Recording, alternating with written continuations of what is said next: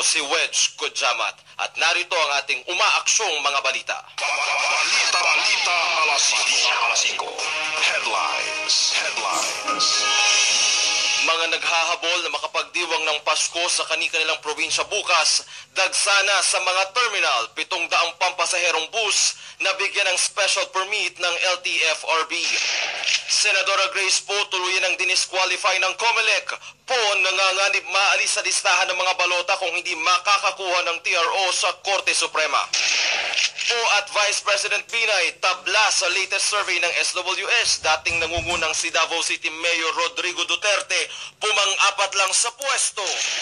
Christmas message ni Pinoy sumentro sa pagpapalakas ng pananampalataya habang umaaksyon sa pagkamit ng hustisya, rekonsiliasyon at kapayapaan sa bansa. Si Jemmy nakauwi na sa kanyang bahay sa La Vista matapos payagan ng korte na magkaroon ng holiday furlough.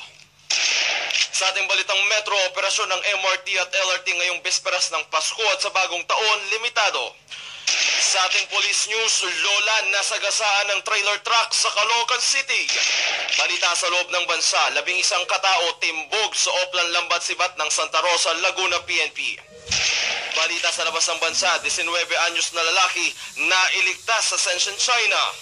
Sa ating balitang business, biyahe ng Philippine Airlines mula Manila patungong Abu Dhabi at Doha ilulunsad na sa Marso. Balitang sports, boxing champion Manny Pacquiao gagawing inspirasyon at motivation ng panalo ni Miss Universe Pia Wurtzbach para sa kanyang susunod na laban. At sa ating balitang showbiz, parada ng mga pelikulang kalahok sa MMFF dinumog. Balita alas 5 sa Radyo 5.